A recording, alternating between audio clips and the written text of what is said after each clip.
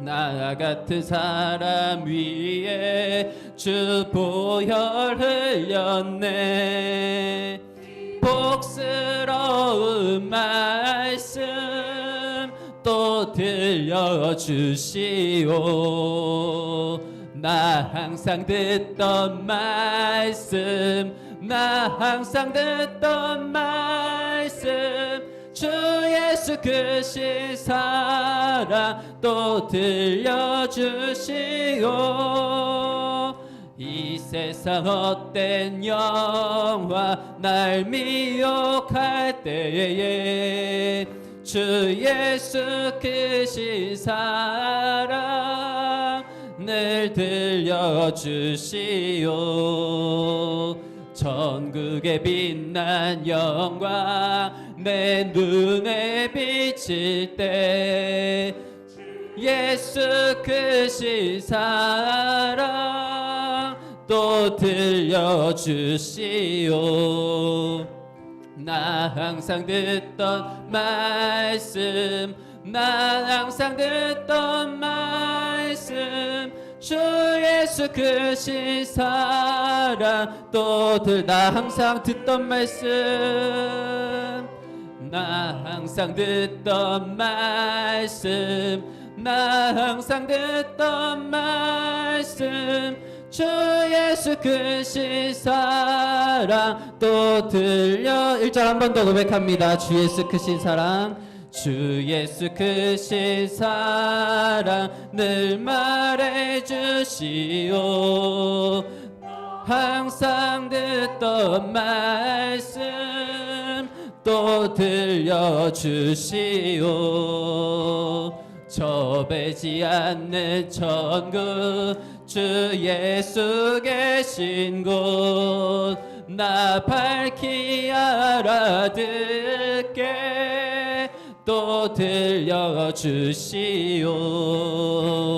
나 항상 듣던 말씀, 나 항상 듣던 말씀, 주 예수 크신 사랑 또 4절 고백합니다. 이 세상 헛된 영광, 이 세상 헛된 영광 날 미혹할 때에 주 예수 크신 사랑 늘 들려주시오. 천국의 빛난 영광 내 눈에 비칠 때 예수 크신 사랑 또 들려주시오.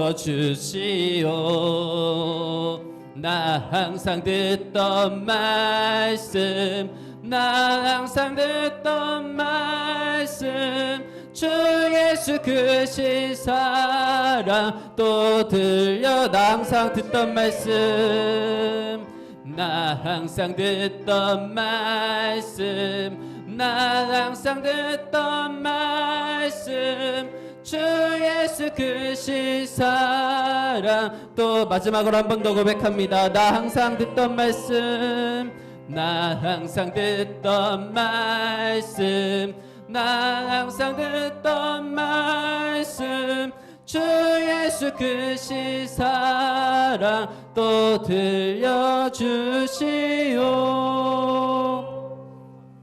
아멘. 네, 다음으로 밤이나 낮이나 찬양하겠습니다.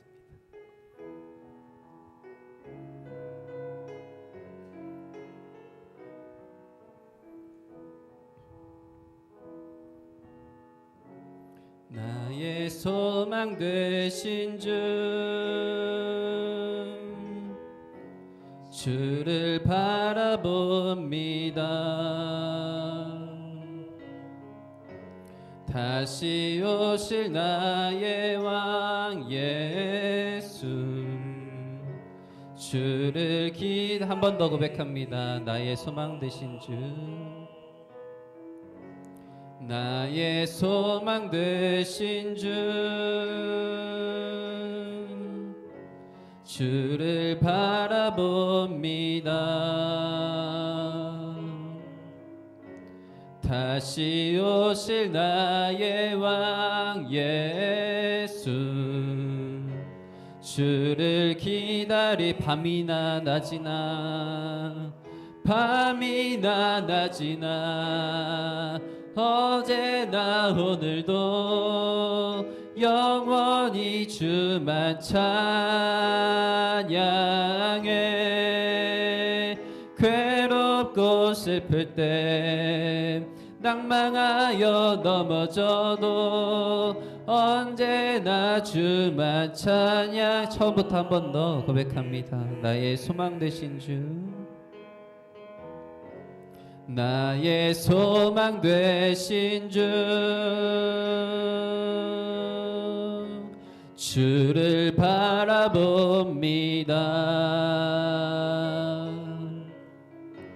다시 오실 나의 왕 예수 주를 기다리 밤이나 낮이나 밤이나 낮이나 어제나 오늘도 영원히 주만 찬양해. 괴롭고 슬플 때 낭망하여 넘어져도 언제나 주만 찬양. 한 번 더 고백합니다. 밤이나 낮이나 밤이나 낮이나 어제나 오늘도 영원히 주만 찬양해. 괴롭고 슬플 때 낭망하여 넘어져도 언제나 주만 한 번 더 고백합니다. 밤이나 낮이나 밤이나 낮이나 어제나 오늘도 영원히 주만 찬양해. 괴롭고 슬플 때 낭망하여 넘어져도 언제나 주만 찬양하겠네. 이 시간 함께 기도하며 나아가길 원합니다. 찬양 고백처럼 나의 소망 되신 주, 이 시간 주님만을 바라보길 원합니다. 아버지, 나의 상황이 어떠하든지 힘들고 쓰러지고 괴롭고 슬플지라도 낭망할지라도 하나님, 밤이나 낮이나 어제나 오늘도 이 시간 주님만을 예배할 수 있는, 주님만을 찬양하며 주님만을 바라볼 수 있는 시간 되게 하여 주시옵소서. 이 시간 주님만을 찬양합니다. 주님만을 예배합니다. 이런 마음의 고백으로 주여 한번 부르짖고 예배를 위하여 기도하며 나아갑니다. 주여,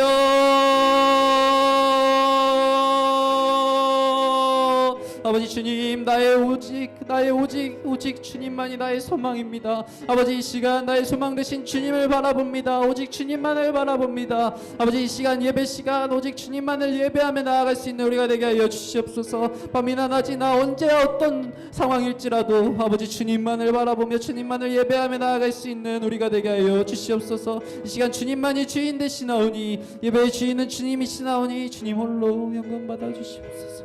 아버지 함께 하시옵소서.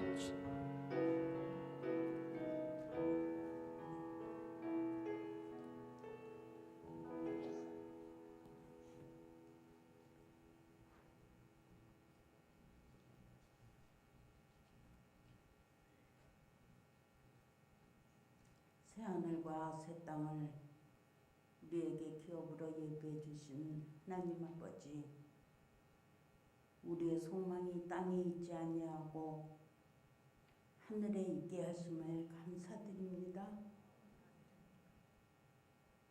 썩지 아니하고 쇠하지 아니하는 하늘의 기업을 구하는 믿음의 형제들이 하나님의 임재 앞으로 나와싸우니 이 시간 우리의 얼굴을 하나님께로 돌릴 수 있게 인도하여 주시옵소서. 거룩하신 보좌 앞에 나올 수 있게 하심을 주여 감사합니다. 우리의 죄를 십자가의 보혈로 정결케 하시고 깨끗한 마음과 정결한 영으로 예배하게 하여 주시옵소서. 주님께서는 맡은 자들을 맡은 자들에게 구할 것은 충성이라고 하셨는데 또다시 올 한 해를 돌아보니 부끄러울 따름입니다. 코로나 팬데믹 가운데에서도 저희들을 지켜주시고 보호해 주셨건만은 저희들은 주님의 은혜에 보답하지 못하였습니다. 주님께서 우리에게 맡겨주신 직분과 사명 끝까지 잘 감당할 수 있는 힘을 주시옵소서. 우리가 먼저 손 내밀지 아니하고 마지막까지 열심을 다하여 하나님 앞에서 부끄럽지 않는 결과를 나타낼 수 있게 인도하여 주시옵소서. 또한 한 해를 보내면서 하나님 앞에 부끄럽지 않게 하시고 이 모든 것이 하나님의 은혜였음을 깨닫게 하시고 겸손한 마음을 허락하여 주시어서 땅에서 박수받고 칭찬받기보다는 하늘의 상급을 사모하게 하여 주시옵소서. 오직 너희를 위하여 하늘의 보물을 쌓아놓으라고 말씀하신 주님, 우리가 땅의 것을 바라보는 자가 아니라 하늘의 것을 바라보며 살게 하여 주시옵소서. 주님께서는 하나님과 재물을 겸하여 섬길 수 없다고 말씀하셨건만 우리는 자꾸 돈을 사랑하는 덫에 자꾸 빠지곤 합니다. 우리로 하여금 주님만이 우리의 유일한 소망임을 고백하며 살아가게 하여 주시옵소서. 그래야 우리 성도들 모두가 세상에서 빛과 소금이 되게 인도하여 주시옵소서. 교회의 여러 기관마다 충실한 일꾼을 세워주셔서 수고하는 일마다 발전하게 하시니 감사합니다. 주님 간절히 원하옵기는 우리 교회에 두신 크신 뜻을 이루어 드리기에 부족함 없는 새 일꾼들을 세워주시옵소서. 우리는 믿고 순종하게 싸우니 주님께서 이루어 주실 줄 믿고 기도합니다. 이 시간 우리 교회에서 파송한 선교사님들을 위해 기도합니다. 우봉성, 유열님, 아동 시향부부 선교사들을 위해 기도하오니 그들의 건강과 하는 일마다 주 안에서 형통하게 하여 주시옵소서. 저희들에게 듣는 귀와 지혜를 주셔서 말씀이 선포될 때에 주님의 은혜를 충만히 누릴 수 있기를 원합니다. 말씀이 곧 우리의 삶의 길이요 빛이요 목표가 되게 하시고 말씀의 능력으로 살아가는 데에 승리하게 하여 주시옵소서. 말씀 전하시는 목사님께 성령의 기름 부음이 충만하기를 원합니다. 말씀을 주관하시는 하나님, 시작부터 우리와 동행하여 주시고 들은 말씀이 이 세상을 살아가는 데에 양식이 되게 하여 주시옵소서. 예수님의 이름 받들어 간절히 기도드리옵나이다. 아멘.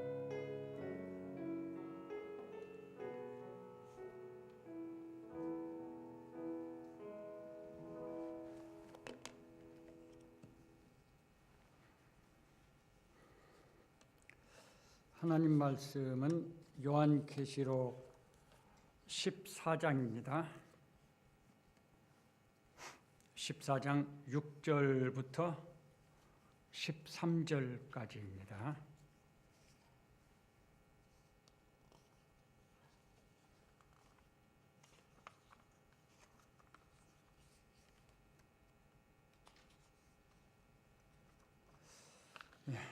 제가 봉독하겠습니다. 또 보니 다른 천사가 공중에 날아가는데 땅에 거주하는 자들 곧 모든 민족과 종족과 방언과 백성에게 전할 영원한 복음을 가졌더라. 그가 큰 음성으로 이르되 하나님을 두려워하며 그에게 영광을 돌리라. 이는 그의 심판의 시간이 이르렀음이니 하늘과 땅과 바다와 물들의 근원을 만드신 이를 경배하라 하더라. 또 다른 천사 곧 둘째가 그 뒤를 따라 말하되 무너졌도다 무너졌도다 큰 성 바벨론이여 모든 나라에게 그의 음행으로 말미암아 진노의 포도주를 먹이던 자로다 하더라. 또 다른 천사 곧 셋째가 그 뒤를 따라 큰 음성으로 이르되 만일 누구든지 짐승과 그의 우상에게 경배하고 이마에나 손에 표를 받으면 그도 하나님의 진노의 포도주를 마시리니 그 진노의 잔에 섞인 것이 없이 부은 포도주라. 거룩한 천사들 앞과 어린 양 앞에서 불과 유황으로 고난을 받으리니 그 고난의 연기가 세세토록 올라가리로다. 짐승과 그의 우상에게 경배하고 그의 이름표를 받는 자는 누구든지 밤낮 쉼을 얻지 못하리라 하더라. 성도들의 인내가 여기 있나니 그들은 하나님의 계명과 예수에 대한 믿음을 지키는 자니라. 또 내가 들으니 하늘에서 음성이 나서 이르되 기록하라. 지금 이후로 주 안에서 죽는 자들은 복이 있도다 하시매 성령이 이르시되 그러하냐 하다. 그들이 수고를 그치고 쉬리니 이는 그들의 행한 일이 따름이라 하시더라. 아멘.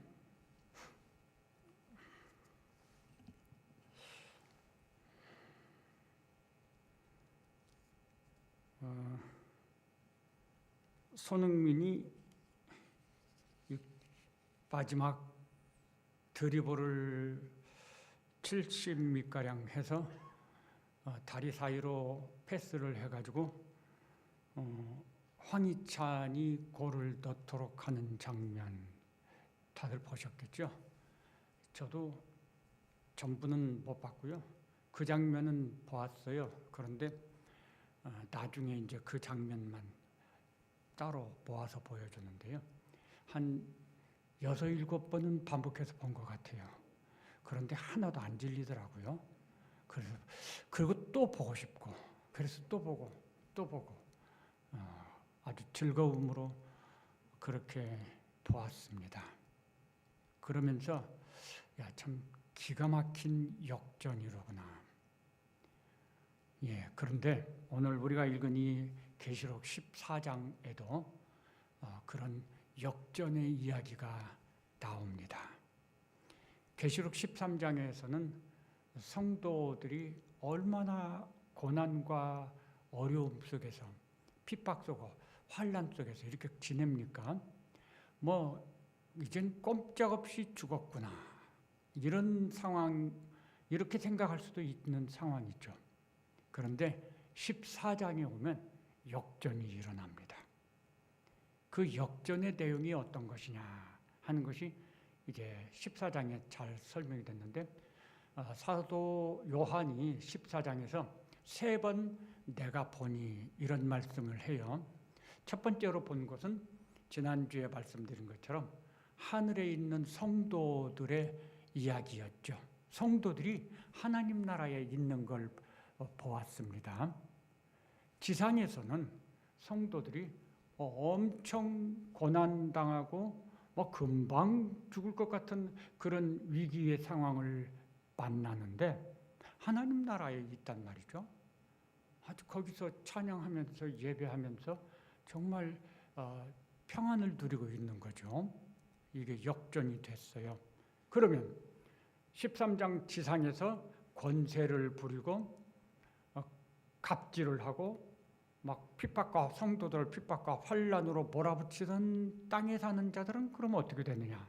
오늘 6절부터 13절까지의 내용에서 보면 그들은 역전이 일어나죠. 하나님 나라에는 그들은 없어요. 그들은 영벌에 처합니다. 영원한 고난의 고통에 들어가게 되죠. 완전히 역전이 일어납니다. 이렇게 이 14장은 바로 그렇게 대비를 해서 대조하고 비교하여서 설명을 하면서 우리에게 뭔가 교훈을 하고 있는 내용이다라고 말씀을 드릴 수가 있겠습니다.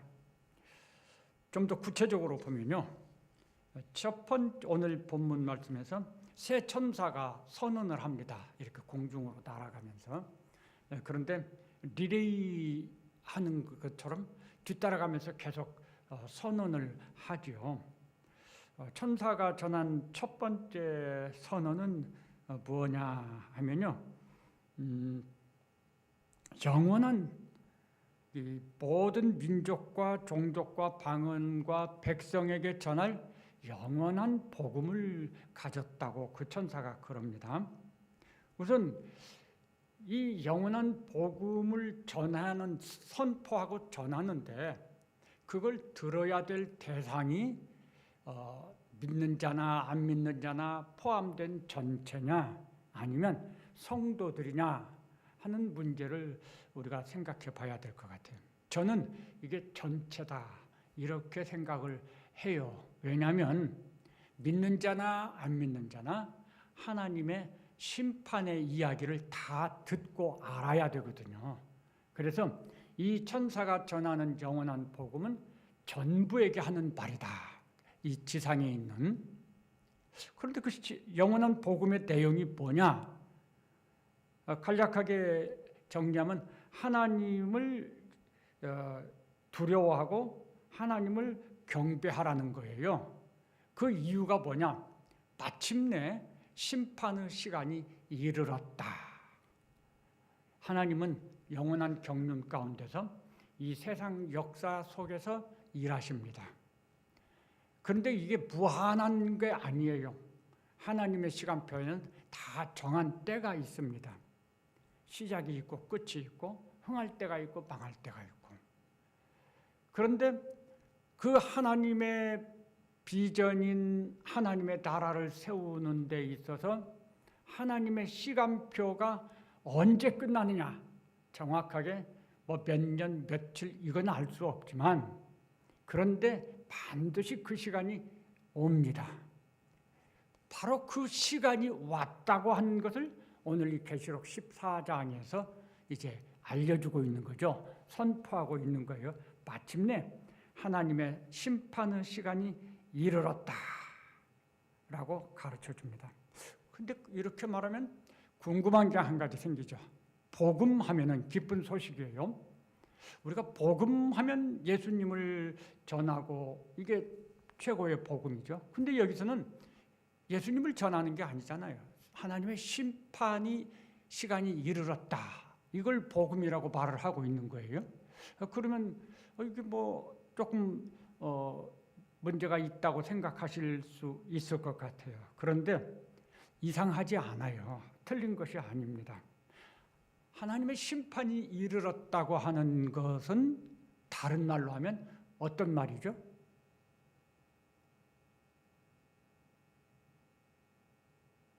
저 여기서 설교 그만하고 끝낼까요? 생각을 하십니까 지금? 하나님의 심판이 이르렀다고 하는 것은 다른 말로 하면 어떤 소리예요?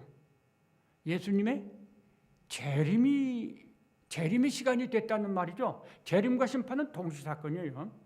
성도들에게는 재림이고 땅에 사는 자들에게는 심판이니까, 그러니까 하나님의 심판의 시간이 이르렀다는 것은 예수님의 재림의 시간이 이르렀다는 거예요.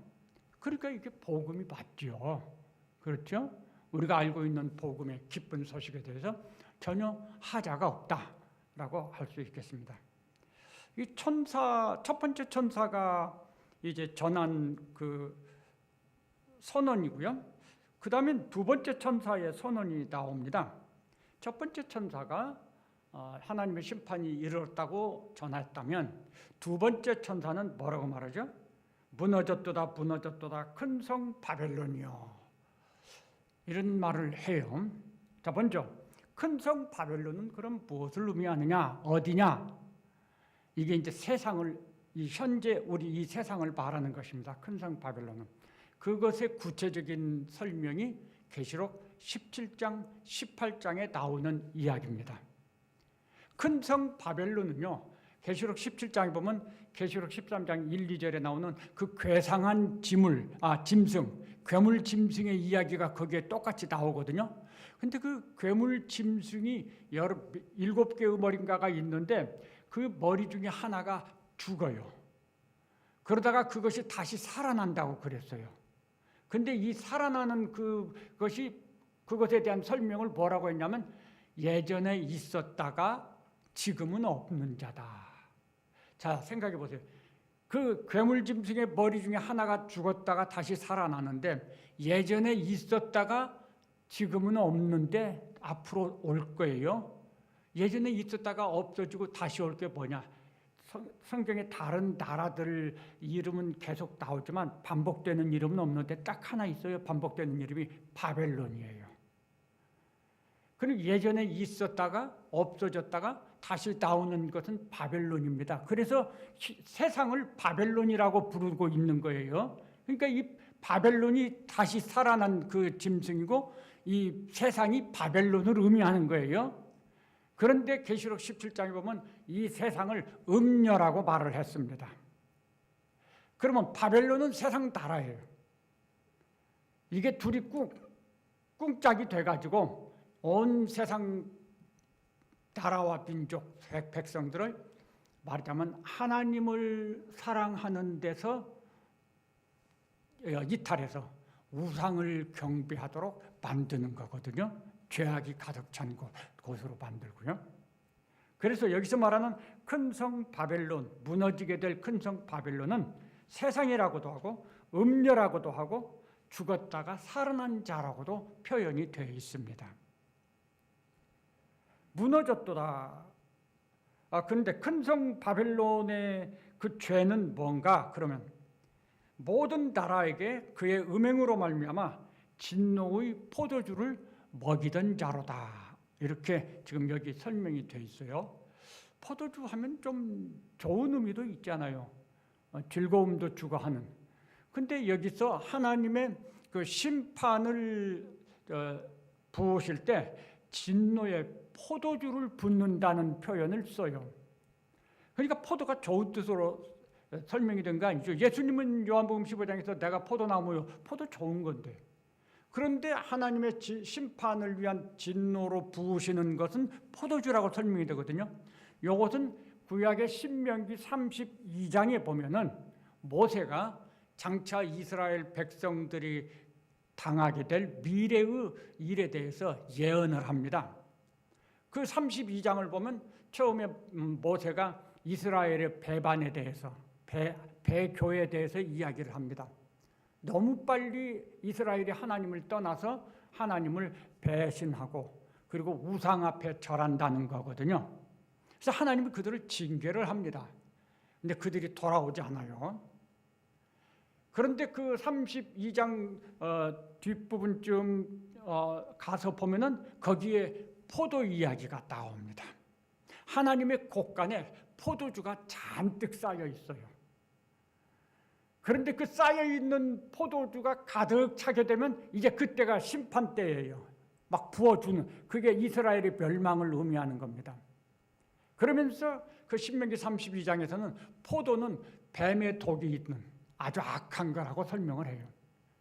그래서 여기 신명기 32장에 이스라엘의 그 미래에 대한 예언 그리고 이스라엘의 멸망과 관계된 표현은 사실은 알고 보면 이 세상의 멸망 그리고 하나님의 심판과 연관되어 있구나 이렇게 생각할 수가 있습니다. 그래서 여기서도 진노의 포도주 하나님께서 여기 그게 이제 14장의 17절부터 나옵니다. 이 포도주와 연관된 표현이 예리한 낫을 휘둘러 땅의 포도송이를 거두라 그 포도가 익었느니라 이런 식으로 나오죠. 그래서 두 가지 세 번째 천사가 하는 말은 두 가지 수확에 대한 것을 이야기하거든요. 마지막 그 이야기가 그런데 그 두 가지 수확 중에 하나는 알곡의 수확이고 그리고 하나는 포도송이의 수확입니다. 여기서 포도송이를 거둔다고 하는 것은 바로 하나님의 진노가 쌓이는 것을 의미하는 것입니다. 그래서 이렇게 이제 그 두 번째 천사가 이렇게 선언을 하지요. 큰 성 바벨론이 무너졌다. 하나님의 진노의 포도주를 먹이던 자로다. 우리 모든 사람들에게, 이 세상 모든 믿지 아니하는 사람들에게 하나님의 진노의 포도주를 막 먹이는 거예요. 그들이 주는 게 좋은 게 아니라는 거죠. 그런데 사람들은 그것을 좋아해요. 속아 넘어가서요. 그리고 거기에 동조하고요. 세상은 그런 곳이다. 세상은 좋은 것이 아니에요. 세상에서 우리에게 주는 거 좋은 게 아닌 거예요. 세상이 우리한테 좋은 말로 권하는 거 그게 좋은 게 아니라는 거죠. 그런 의미의 말씀이 요한일서 2장 15, 16절이에요. 이 세상이나 세상에 있는 것들을 사랑하지 말아라. 이 세상에 있는 거 아버지께로 온 것이 아니다. 세상에 있는 것은 모두 다 육신의 정욕과 안목의 정욕과 이생의 자랑이니 하나님께로부터 쫓아온 것이 아니라 그랬거든요. 그래서 이 세상에 있는 것들을 우리가 사랑하지 않아야 돼요. 뭐 때로 그것이 필요한 것이 있긴 하겠지만 근데 그거에 막 몰두하거나 매몰되지 않아야 돼요. 그건 있어도 없어도 없으면 없는 대로 살고 있으면 또 있는 대로 살고 그래야 되는 거죠. 그것이 우리의 목적이 될 수는 없습니다. 자, 세상은 그런 곳이라는 걸 일단 좀 더 구체적으로는 계시록 17장에 세상의 본질과 정체를 잘 설명하고 있습니다. 그런데 여기 우리가 좀 유념해야 될 표현이 뭐냐면요. 무너졌도다라는 표현이에요. 자, 지금 이 세상이 무너졌습니까? 안 무너졌죠. 이 계시록이 쓰여질 때는 지금부터 약 2000여 년 전이거든요. 근데 그때 사도 요한이 무너졌도다. 이 무너졌도다 이게 앞으로 무너질 것이 아니고 이미 무너졌다는 거예요. 우리 입장에서는 그래도 아직도 미래의 일인데 물론 사도 요한의 입장에서도 미래의 일이고요. 그런데 하나님의 입장에서는 무너졌도다예요. 이게 무엇을 의미한다고 생각하십니까? 세상이 멸망당하는 것은 하나님의 경륜 가운데서 변하지 않는 확고한 하나님의 뜻인 거예요. 그러니까 무너졌도다 라고 아주 단정적으로 표현을 하는 겁니다. 반복해서. 이 세상은 어떤 것이냐? 무너졌도다의 세상인 거예요. 지금 아주 멀쩡하게 있는 것 같지만 결국 무너졌도다예요. 하나님의 마음엔 확고해요. 말씀드린 것처럼 세상의 무너짐은 새하늘과 새 땅과 대비되는 거예요.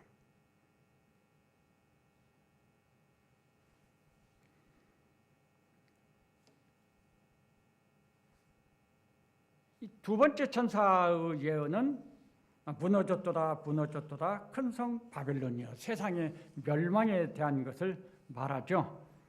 세 번째 천사의 선언이 나옵니다. 이제 9절부터 12절까지가 세 번째 천사의 선언입니다. 그것은 심판의 대상에 대해서 이제 가르쳐주고 있습니다. 심판의 대상은 누구냐? 거기에 보면 만일 이렇게 만일이란 단서를 붙였습니다.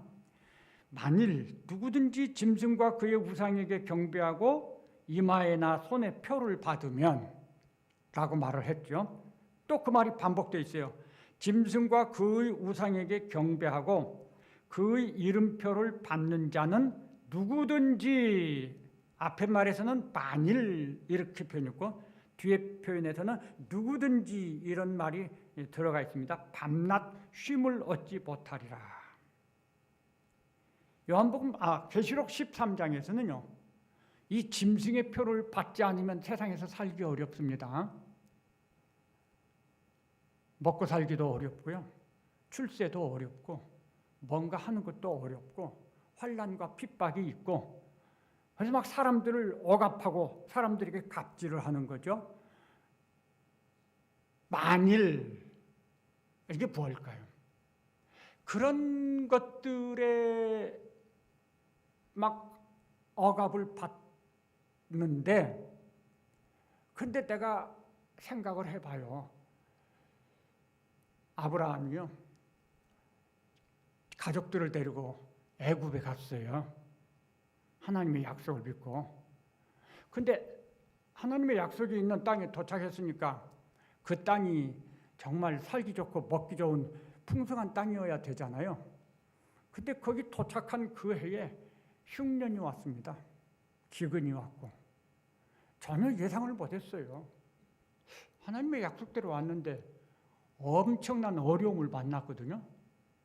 그때 아브라함이 어떻게 합니까? 가족들을 거느리고 애굽으로 가죠. 왜 애굽으로 갑니까? 애굽에 먹을 양식이 많이 있다는 거예요. 아브라함이 왜 그렇게 결정하죠?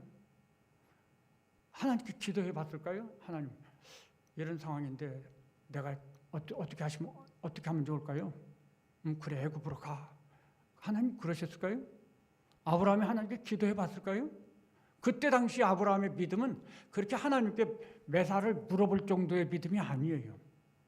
그러면 아브라함이 그때 어떻게 생각했어요? 아니, 내가 하나님의 약속을 믿고 이렇게 왔는데 생각도 못한 기근을 만났구나. 우리 가족이 다 굶어 죽게 생겼어. 그 책임이 누구한테 있죠? 아브라함 나한테 있구나. 자, 이거 어떻게 하지? 그때 아브라함은 인간적인 지혜를 생각을 했죠. 지혜로. 그래, 애굽에는 양식이 많이 있다는데, 이거 내가 내 식솔들 책임져야 되는 거 아니야, 이거? 그래, 잠깐 동안 애굽으로 피했다가 돌아오면 되겠지. 막 그렇게 가볍게 생각했을 수 있어요. 책임을 느끼면서. 만일이 그런 말입니다. 우리가 이유가 있고 나름대로 사람들은 변명할 거리가 있고 나름대로 다 할 말이 있어요. 합당한 어떤 이유들. 그런 이유들이 있어요. 그런데 그런 이유들 때문에 만일 그런 이유들 때문에 우상의 표를 받는다고 하면, 짐승의 표를 받는다고 하면 이게 그 표현입니다. 그런 일 없으면 나 당연히 안 하죠. 그런데 어쩔 수 없는 상황이 생겨버렸어요. 그래서 어쩔 수 없는 상황이니 하나님도 이해해 주실 거야 하고 그 핑계대고 받는 거죠. 역사적으로 우리 한국의 교회에서 그런 유감스러운 역사가 있었죠. 이렇게 말씀드리면 생각이 나시는지요? 신사참배 문제가 있었죠. 그때 많은 분들이 신사참배에 동조했습니다. 그 동조한 이유가 뭐예요? 여러 가지 이유가 있겠죠? 그런데 그 중에 한 가지 이유는 아마 생각해보면 목사인 내가 신사참배를 거절하다가 근데 협박이 와요. 네가 안 하면 너만 죽는 게 아니야. 너희 교회 교인들 다 함께 죽어. 너만 절하면 아무도 다치지 않아. 이렇게 협박 오겠죠? 그러니까 그 교회를 책임지는 목사님의 입장에서 그래, 내가 희생하면 우리 교인들은 하나도 다치지 않을 수 있잖아. 그럼 내가 희생해야지. 이런 생각할 수 있겠죠? 그래서 가서 절을 하는 거예요. 만일 이게 그 말인 거예요. 만일 우리가 뭔가 정당하고 합당하다고 여겨지는 그런 이유를 말하고 그런 어떤 변명과 핑계거리를 근거로 해서 그런 것들 때문에 마지못하지만 원하지 않지만 그러나 표를 받으면 우리 중에 즐거워서 그런 표 받을 사람이 어디 있습니까? 우리는 마지못해서 그럴 수 있습니다. 그런데 만일 그러면 짐승과 그의 우상에게 경배하고 그의 이름표를 받는 자는 누구든지 우리가 교회에 나와서 믿음 생활을 얼마나 오래 했든지 그동안에 우리의 생활에서 교회에서 얼마나 봉사를 많이 했든지 얼마나 선한 일을 많이 했든지 우리가 어떤 직분을 가졌든지 누구든지 표를 받으면 이걸 다른 말로 하면 어떤 이유로든지 굴복하고 세상에 굴복하고 타협하고 따라가고 세상과 손을 잡으면 누구든지 이게 그 말이죠. 그러면 그는 하나님의 진노의 포도주를 부음받는 진노 심판의 대상이다 라고 세 번째 천사가 지금 선언을 하고 있는 것입니다. 그 심판은 세상과 짐승이 받는 심판과 똑같은 것이죠. 그래서 똑같은 하나님의 진노의 포도주를 마시게 하신다는 거죠. 그 결과가 뭐죠? 불과 유황으로 고난을 받으리니. 그리고 이제 12절과 13절은 교훈과 약속이 주어집니다. 자, 정리해 보겠습니다. 지금 이제 본문을 설명을 드렸고요. 실제로 아까 말씀드린 것처럼 이 14장은 이렇게 대비하여서 우리한테 보여줍니다. 13장과 14장의 내용은 서로 반대되는 내용이죠. 대비되는 내용이에요. 13장은 세상이 득세하고 성도들은 위축받고 어렵고 뭐 금방 죽을 것 같아요. 바람 앞에 등불 같고. 그런데 14장에서는 성도들은 하나님과 함께 있고 하나님 나라예요. 이 세상은 하나님의 진노의 심판을 받는다. 완전히 뒤집어지죠. 그렇게 보여줍니다. 역전이 있을 것을 가르쳐 줍니다. 또 여기 4장에 하나님의 진노의 심판을 받는 땅에 사는 자들은 밤낮 고난을 받고 쉼을 얻지 못하리라. 11절에 그랬어요. 그런데 성도들은 13절에 그들이 수고를 그치고 쉬리니 쉼이 약속되어 있죠. 이게 또 뒤집어지는 거죠. 역전이 일어납니다. 대비됐어요. 하나는 고난을 받고 하나는 주님의 영광에 함께 참여하면서 쉼을 얻고 기쁨 가운데서 산다. 약속이 있어요. 이렇게 13장과 14장은 서로 대비되고 역전되는 걸 보여준다. 이게 무엇일까요? 지금 하나님께서 이 말씀들을 통해서 우리한테 뭘 가르쳐 주시려고 할까요? 자, 이러니까 올바르게 알고 잘 참고 기다려라 하는 거죠. 그러면 된다는 거예요. 어떤 상황이 와도 어떤 이유로든지 세상을 따라가지 말아라. 세상 따라가지 마세요. 절대로. 가장 우리가 물리치기 어려운 것이 정리예요. 정리. 우리 한국 사람들은 특별히 정이 많다고 그러죠.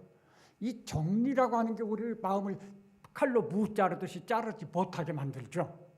그래서 엉거주 쭉 있다가 끌려와요. 한 발걸음씩 한 발걸음씩.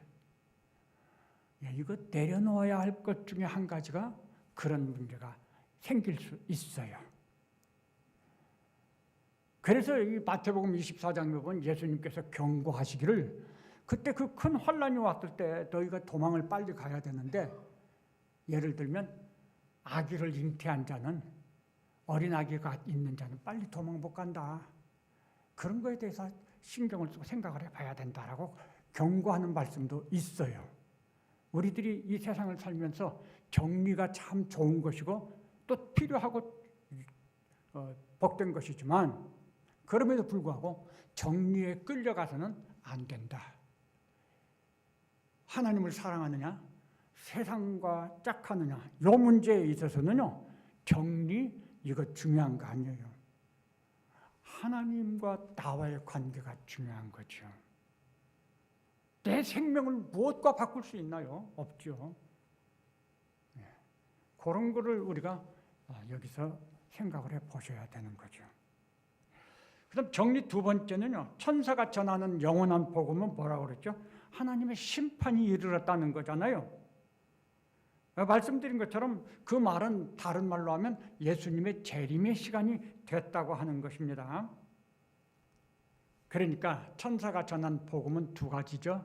첫 번째 예수님의 그 탄생 때는 하나님의 아들이 이 세상에 왔다고 하는 기쁨의 소식, 초림의 소식이 천사가 전한 복음이에요.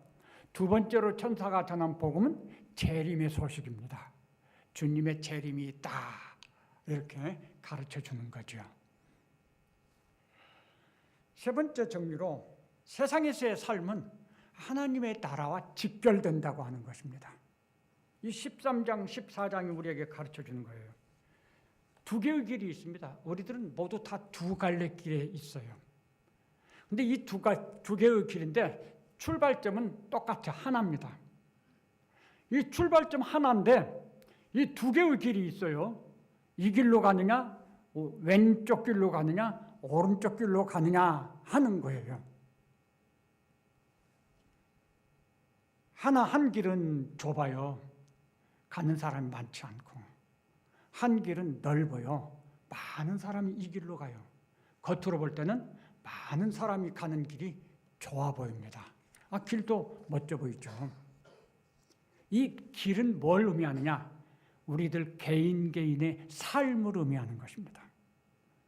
우리가 이 세상을 살아간다는 것은 길을 가는 것과 마찬가지예요. 믿음을 가지고 사느냐, 믿지 않고 세상과 함께 사느냐 하는 것은 내가 어떤 길을 가느냐 하는 것을 나타내는 것입니다. 그런데요, 믿음을 가지고 말씀을 따라서 삽니다. 이 세상에서. 그러면 그 길로 가면 어디로 갈까요? 하나님 나라로 가요. 그 길이 하나님 나라로 가는 길이에요. 또 하나의 길은 말씀 따라 살지 않고 세상과 짝하고 세상을 사랑하면서 살아요. 많은 사람이 가지만 그 길은 어디로 가죠? 멸망으로 가는 길이에요. 우리가 혼란을 일으키면 안 되는 것이 멸망으로 가다가 이제 문이 거의 가까웠어요. 근데 그때 깨달았어요. 아이고 큰일 났네. 이쪽으로 가야지 하고 비행기 타고 싹 이쪽으로 넘어올 수 있느냐? 그런 일은 없다. 그런 일은 있을 수 없어요. 우리 사람들의 성향이 그러질 않아요. 얼마나 우리가 고집스럽고 완고한지 안 바꾼다고요. 그래서 그냥 가요. 때로는 오기 부리고 가죠. 잘못된 건 줄 알면서 오기를 막 부려요. 우리가 이 세상에서 살아가는 거, 그걸 믿음의 삶이라고 그래요. 우리가 이 세상에서 사는 이 삶이 바로 우리의 방향을 결정하는 것이고 도착점을 결정하는 것이에요. 그때 가서 결정하는 게 아니에요. 지금 우리가 그걸 결정하고 가고 있는 거예요.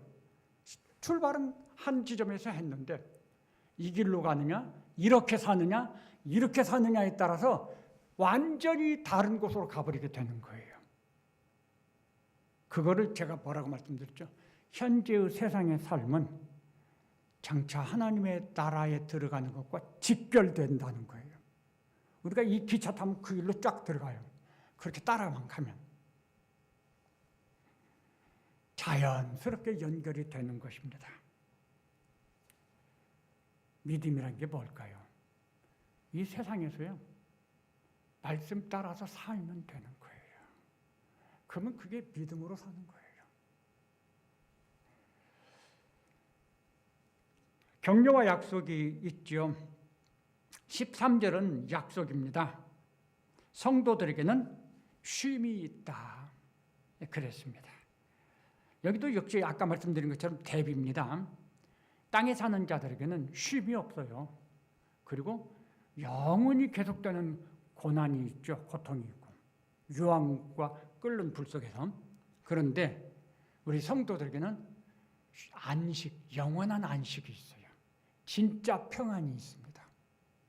비교할 수 없이 좋아요.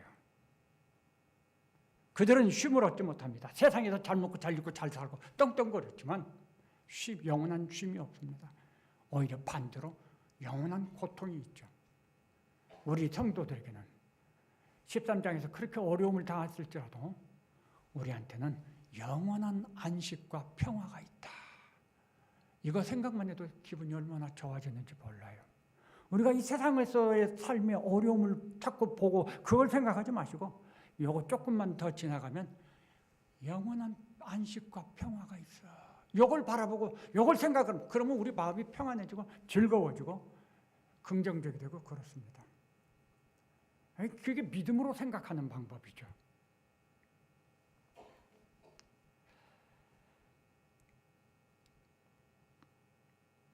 약속이에요, 이거. 왜냐하면 아직 최후의 시간이 안 왔으니까요. 우리의 현재 시간은 고난의 시간입니다. 환난의 상황이고요. 곤고합니다. 쉼이 없을 수 있어요. 그러나 영원한 복된 안식이 약속되어 있습니다. 우리가 믿음으로 버티고 인내하고 하는 이유는 바로 그것이죠. 그리고 그 힘도 거기에서 주어집니다. 그 약속이 없으면 소망도 없고 힘도 없습니다. 그러나 우리한테는 약속이 있어요. 하나님은 변치 않는 분이시니 세상은 무너졌도다 무너졌도다. 이건 뭐 세상은 멸망받는 것이 확실한 거예요. 그래서 이 말씀이 약속이니까, 근데 현재 우리한테는 이게 미래의 일이니까. 그래서 이게 응원이고 격려입니다. 격려가 뭐죠? 앞으로 이렇게 있으니까 잘해라 하는 거잖아요. 응원해 주시는 거예요. 올 때가 되면 오시리가 오십니다. 때가 되면 안식이 주어집니다. 조금만 더 참아라. 조금만 더 인내해라. 소망 잃지 말고 끝까지. 정말 그 손흥민이가 그랬잖아요. 사실 말이 그렇지 수술한 지 한 달도 안 돼가지고 저는 염려가 그렇게 막 열심히 뛰다가 그 한 것이 고작 탈이라도 나면 선수 생명이 끝날 수도 있잖아요. 손흥민 개인의 문제를 생각하면 그렇게 뛰기도 어렵고 뛰어서도 안 되는 거예요. 사실은 손흥민 자신도 그걸 알고 있었어요. 그런데도 자기는 뛰면 쉴 수가 없다는 걸 또 생각을 해요.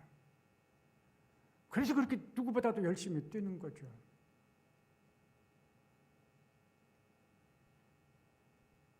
뭘 바라봤겠어요? 자기가 그렇게 함으로써 이길 수 있는 기회가 열려진다면 자기가 뛰어야 되는 것이라고 생각을 하는 거죠. 우리도 그래요. 그래서 그 마지막 장면에 이제 게임 끝난 거예요, 사실은. 시간이 돼서. 근데 그 마지막 장면에 70미를 막 드리블을 해서 가지요. 그런 장면은 아무도 상상을 할 수가 없어요. 그런데 막 뒤쫓아와서 6명, 7명이나 되는 그 상대방 선수들이 앞뒤로 포위를 했습니다. 이건 어디로 공을 찰 데도 없고 가지고 나갈 데도 없는 그런 상황이 됐어요. 우리 같으면 당황해서 아무것도 못할 텐데 역시 참 프로니까 그 상황에서 빈틈을 보고 다리 사이로 패스를 해서 골을 넣을 수 있게 만드는 거. 이게 뭐죠? 끝까지 달려가는 것입니다. 우리 믿음의 경주, 이 세상의 삶에서 우리가 어떤 상황을 만나든지 절대 포기하지 말고 낙심하지 말고 실족하지 말고 끝까지 달려가는 거예요. 내가 갈 수 있는 데까지 가야 되는 거예요. 목숨을 내놓고 달리는 거예요. 책임은 주님이 져주십니다. 내가 지는 게 아니에요. 책임은 주님이 져주시는 거죠. 예. 그걸 지금 여기서 우리한테 보여주고 있다. 하나 더 설명을 드려야 될 게 있는데요. 수고를 그치고 쉬리니. 어느 날 이 계시록의 이 말씀을 묵상하는데 갑자기 그게 머리를 탁 치는 거예요. 수고를 그치고 쉬리니. 이 수고가 어떤 수고일까요? 우리가 이 세상에서 먹고 마시고 하는 그것을 위해서 평생도록 땀을 흘리는 그 수고일까요? 내가 원하는 어떤 것을 얻기 위해서 막 수고하는 그 수고일까요? 여기서 말하는 이 수고가 뭘까요? 저는 그렇게 생각해요. 믿음을 지키면서 내가 믿음을 지키려고 하면서 즉 그리스도의 충성된 군사로서 믿음으로 살려고 하면서 얼마나 많은 시련과 고난과 억울함과 손해와 상처와 이런 것들이 있는데 그 속에서 버티면서 끝까지 믿음으로 살려고 애를 쓰고 달려가는 그 수고. 하나님 나라에서는 그런 수고는 이제 없어요. 전쟁 끝났거든요. 승리했거든요. 하나님 나라에서는 이제 그렇게 그런 문제로 고민하고 애타하고 상처받고 그런 거 없다. 수고를 거치고 쉬리니 승전한 군인들이 가지는 그런 기쁨. 그게 이제 19장에 나오는 잔치, 혼인잔치. 수고를 거치고 쉬리니 우리 모두가 다 주님의 혼인잔치에 참여하여서 기쁨의 잔치를 함께 나누게 될 거예요. 우리가 이 세상에서 우리에게 주어진 이 삶의 영역들이 있거든요. 자기 자신을 잘 관리하고 우리 가정을 관리하고 또 우리 교회 안에서 우리들의 역할이 있고 이 사회 속에서 우리들의 역할이 있어요. 그리스도인으로서의 역할, 그리스도인이 살아야 할 그 삶, 이런 게 있어요. 그거를 넓은 의미에서 수고라고 할 수 있을 것 같아요. 좁은 의미에서는 믿음의 싸움이죠. 땅에서의 수고가 하나님 나라와 하나님 나라에서의 안식과 관련이 되는 것입니다. 그런데 땅에서 그런 수고가 없는 이 땅에 사는 사람들은 모두 다 하나님 나라에 자기 자리가 없습니다. 이게 대비되어 있는 것이죠. 그런데 그 수고를 여기서 뭐라고 그러죠? 그들의 행한 일이 따름이라라고 말을 합니다. 행위를 말씀하고 있잖아요. 행위. 이게 우리 믿음에 대해서 가르쳐주는 게 있어요. 우리는 믿음 하면은 믿음이냐 행위냐 이렇게 질문을 해요. 구원을 받는 데 있어서 믿음으로 받느냐 행위로 받느냐. 이거 오래된 논쟁거리입니다. 그것은 구원의 조건이 믿음이냐 행위냐 하는 질문이거든요. 사실 이 구원의 조건과 연관된 이 질문, 믿음이냐 행위냐, 이건 분명하게 믿음으로만 구원을 받습니다. 그것이 성경이 가르쳐주는 진리예요. 행위로 구원받지 않습니다. 그건 이제 그 논쟁은 다시 할 필요가 없어요, 사실은. 그런데 아직도 그 논쟁을 해요. 믿음이냐 행위냐. 우리가 질문해야 될 건 그게 아니에요. 믿음으로 구원받는 게 맞아요. 그런데 하나님이 인정하는 효력이 있는 믿음이냐 효력이 없는 믿음이냐 이걸 질문을 해야 돼요. 효력이 있는 믿음, 하나님이 인정하는 효력이 있는 믿음은 어떤 믿음이냐? 행함이 없는 믿음은 죽은 믿음이다. 행함이 있는 믿음, 살아있는 믿음, 열매 맺는 믿음, 행위는 믿음의 열매예요.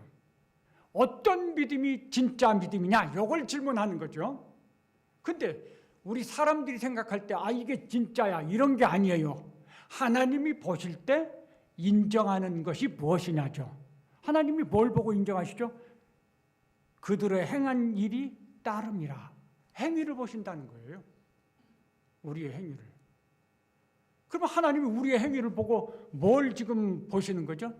믿음이 있냐 없냐를 보시는 게 아니죠. 너 믿음이 있다고 했다. 그럼 너의 믿음, 네가 고백하는 믿음이 진정성이 있냐 없냐 이걸 보시는 거예요. 그 진정성을 하나님께서 판단하시는 근거가 너 믿음이 있다면서 믿음의 행위가 뭐냐? 너 믿음으로 어떻게 살았어? 이걸 보는 거예요. 믿음이 있다고 고백은 했는데 믿음으로 사는 건 없어요. 그러면 뭘 가지고 내가 믿음이 있다는 걸 입증하죠? 나도 입증 못하는 걸 하나님이 그래도 있다 이렇게 말씀하지 않아서요. 하나님은 우리의 삶을 보시면서 우리가 믿음으로 말미암아 나와지는 그 열매들을 보시면서 너의 믿음은 진짜구나 인정해 주신다는 거죠. 우리의 논쟁은 그 방향으로 있어져야 돼요. 행한 일이 따름이라 이 말씀은요. 우리가 이 세상에서 믿음이 있다고 하는데 내가 그 믿음을 가지고 살았느냐? 믿음이 있다고 말만 하고 사는 것은 믿음 없이 살았느냐? 라고 하는 것을 지금 생각해 보게 하는 질문인 것입니다. 고백만 하는 믿음이 때로는 효력이 있을 때가 있어요. 언제 그렇죠? 성경에 예가 있더라고요. 십자가 옆에서 예수님과 함께 달렸던 강도 둘 중에 한 사람은 예수님을 비난하고 욕했죠. 그런데 한 사람은 주여 당신이 낙원에 이를 때 나를 기억하십시오. 그 사람 평생 나쁜 죄인으로 살았어요. 근데 예수님 곁에 정말 놀라운 은혜의 기회가 주어졌지요. 그 사람 그때 예수님께 믿음을 고백합니다. 그래서 예수님 대답하시죠. 그래 너 오늘 나와 함께 천국에 있어.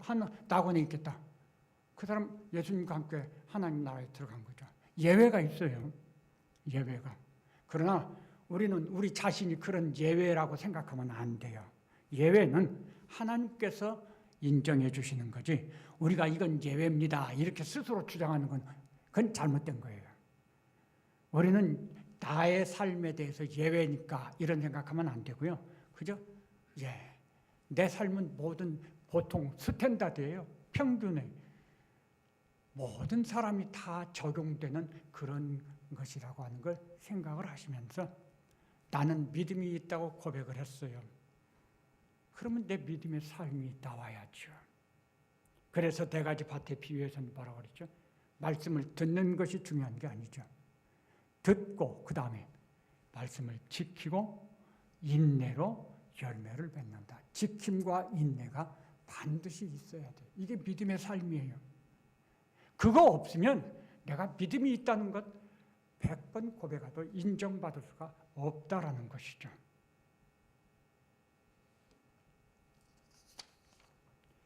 열매는요, 우리의 삶에서 크게 세 가지로 나타납니다. 저도 요즘에 우리 어르신들, 갈래회원들 몇 번 모시고 성경 공부하는데 예수님이 말씀하신 산상설교의 그 팔복 마태복음 5장에 그거 공부하죠. 새롭게 깨닫는 게 있어요. 우리가 맺은 열매를 예수님께서 세 가지로 구분해서 말씀을 해주신 거죠. 첫째는 마음의 열매를 맺어야 돼요. 마음의 열매가 뭐죠? 마음의 변화입니다. 그게 첫 번째 단계부터 네 번째 의에 줄이고 목마른 자는 복이 난 여기까지가 마음에 관련돼 있어요.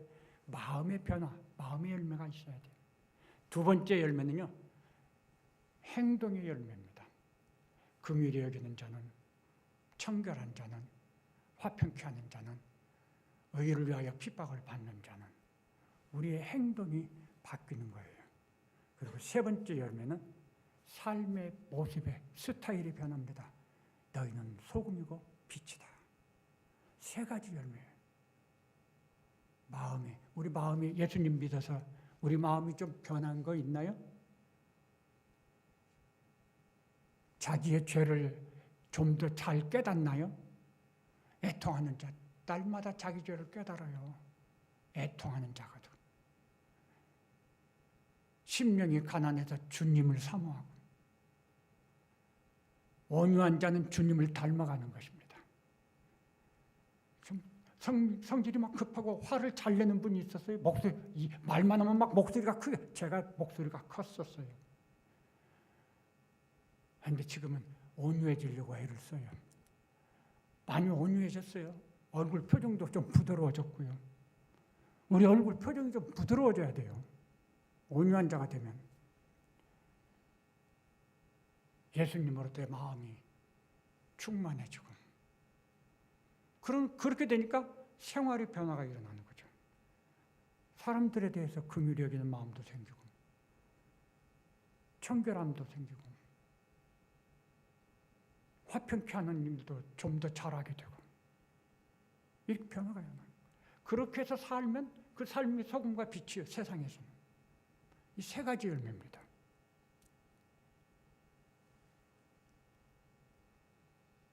성도들의 인내가 여기 있나니 그들은 하나님의 계명과 예수에 대한 믿음을 지키는 자니라.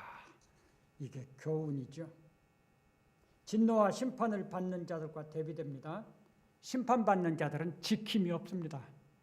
아까 네 가지 밭의 비유 말씀드렸죠. 말씀 듣죠. 듣는 건 네 가지 밭이 다 똑같이 들어요. 그런데 심판받는 자들, 즉 열매가 없는 자들은 지킴이 없습니다. 열매를 맺는 자들은 지킴이 있어요. 성도들의 인내가 여기 있나니. 근데 지킴만 있다고 열매 맺는 거 아니에요. 좀 참을 줄 알아야죠. 사과나무 심고 한 달 후에 사과 열매가 맺히고 2달 후에 사과 열매가 맺히나요? 적어도 3년 이상 기다려야지 열매가 맺는다는 거죠. 먹을 만한 열매가. 지킴이 있고 인내가 있어요. 그러니까 이걸 한마디로 줄이면 어떻게 표현할 수 있을까요? 한마디로 줄이면 끝까지 우리 믿음의 삶이 흔들리지 않고 뒤로 물러가지 않고 끝까지 잘 달려가는 것입니다. 사탄은 우리를 어떤 수단과 방법을 써서라도 우리를 낙심시키려고 하고 후퇴시키려고 하고 이탈하게 하려고 하고 빈틈을 노리고 도전해와요. 미혹하고. 근데 그런 모든 것들을 물리치고 끝까지 말씀을 지키고 그리고 인내하면서 달려가는 거죠. 우리 그렇게 살자라고 지금 여기서 이렇게 교훈을 주시는 겁니다. 성도들은 이런 사람이다. 하나님 나라에 가는 사람들은 이런 사람이다 라고 가르쳐 주는 것입니다. 그 말은 우리가 이렇게 살아야 된다 라고 권면하는 거죠. 대비하여서 하나님께서 13장에서 얼마나 힘들고 얼마나 억울하고 속상하고 그렇습니까? 그런데 14장에서 역전의 모습을 보여주죠. 그거에 얽매이지 마라. 이렇게 좋은 것이 기다리고 있고 이런 놀라운 은혜가 기다리고 있고 하나님께서 변함없는 전능하신 하나님께서 약속해 주신 거예요. 조금만 참으면 역전이 된다. 그러니까 말씀을 지키고 인내하고 끝까지 달리는데 우리 정말 집중하자. 그래서 다 같이 이기자. 예, 그렇게 말씀해 주시는 것입니다. 우리 그렇게 되기를 바랍니다. 기도하시겠습니다.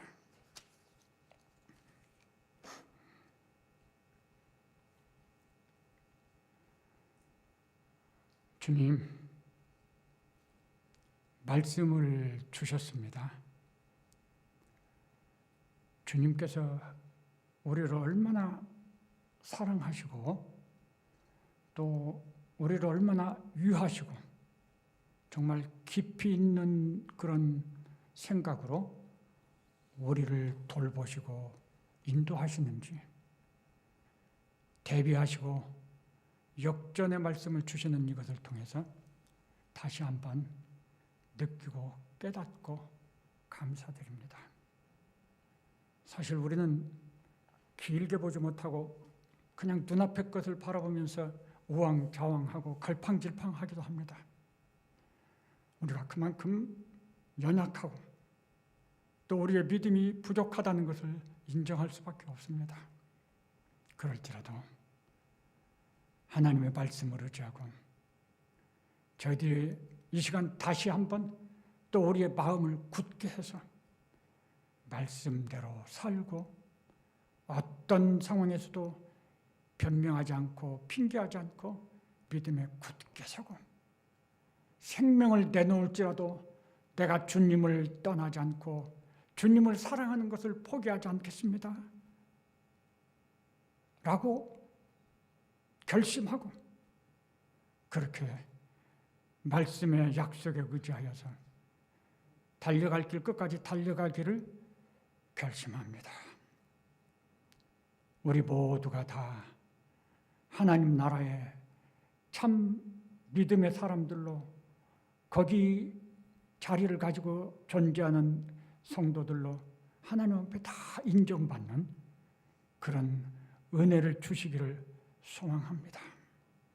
혹시 우리가 연약해서 넘어지려고 할 때 하나님 우리를 붙잡아 주실 뿐만 아니라 때로 우리가 고집스러울 때 하나님 우리를 매를 때려서라도 하나님의 길로 올바르게 세워주실 것을 소망하고 간구합니다. 하나님께서 우리를 꼭 붙잡아 주시고 그래서 강한 손으로 인도하시고 주장하여 주시옵소서. 우리는 어리석은 양입니다.